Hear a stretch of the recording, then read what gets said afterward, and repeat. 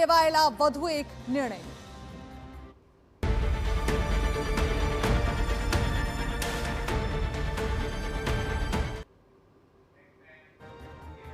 દેશની સૌથી મોટી મેડિકલ પ્રવેશ પરીક્ષા નીટ ફરી એકવાર ચર્ચાના કેન્દ્રમાં છે. એક તરફ 21મી જૂને રી એક્ઝામ યોજાવાની છે, તો બીજી તરફ કેન્દ્ર સરકારે ટેલિગ્રામ એપ પર અસ્થાયી પ્રતિબંધ લગાવવાનો મોટો નિર્ણય કર્યો છે. સરકારનો દાવો છે કે ટેલિગ્રામ મારફતે પેપર લીકના ખોટા દાવા અને કરોડોની સાયબર ઠગાઈ ચાલી રહી હતી.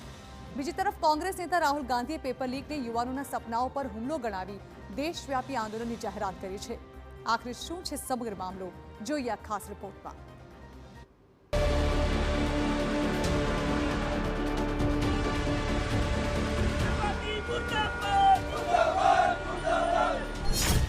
નીટ રી એક્ઝામ પહેલા ટેલિગ્રામ પર તાળું.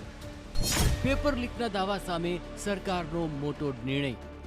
વિદ્યાર્થીઓના સપનાઓ સાથે છેડછાડ નહીં.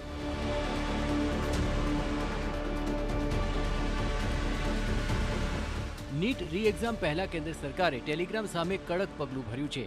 એનટીએના જણાવ્યા અનુસાર 22 જૂન સુધી ભારતમાં ટેલિગ્રામના ઉપયોગ પર અસ્થાયી રીતે રોક રહેશે અને એટલું જ નહીં, 30 જૂન સુધી મેસેજ એડિટ કરવાની સુવિધા પણ બંધ રાખવાનો આદેશ આપવામાં આવ્યો છે.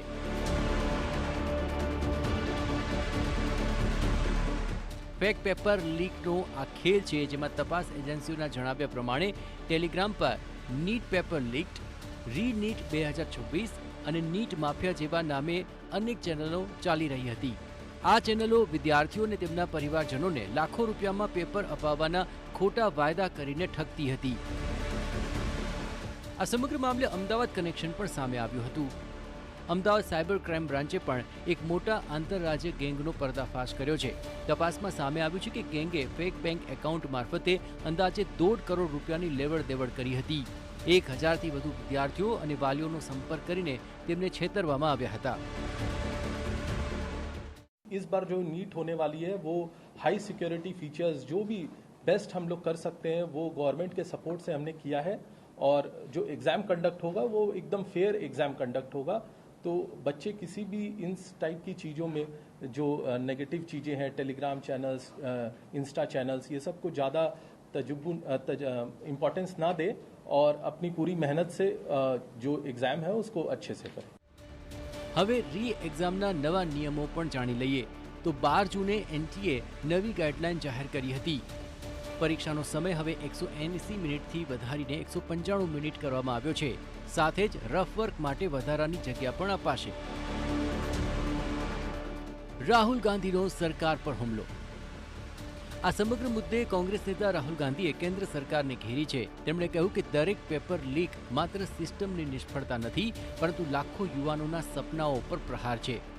રાહુલે યુવાનોને સાથે આવી અવાજ ઉઠાવવાનું આહવાન પણ કર્યું છે અને આ મામલે ટ્વીટ પર એક પોસ્ટ પણ શેર કરી છે. છાત્રો કી ગુંજની શરૂઆત. કોંગ્રેસ પેપર લીક અને પરીક્ષા ગેરરીતિઓ સામે દેશવ્યાપી આંદોલન કરશે, જેમાં આંદોલનની શરૂઆત કોટાથી થશે.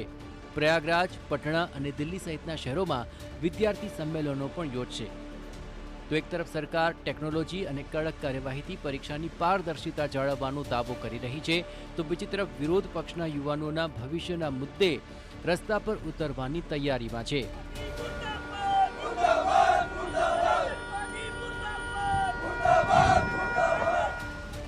હવે સવાલ એ છે કે શું ટેલિગ્રામ પર પ્રતિબંધ, નવી વ્યવસ્થાઓ નીટની પરીક્ષામાં વિશ્વાસ પાછો લાવી શકશે?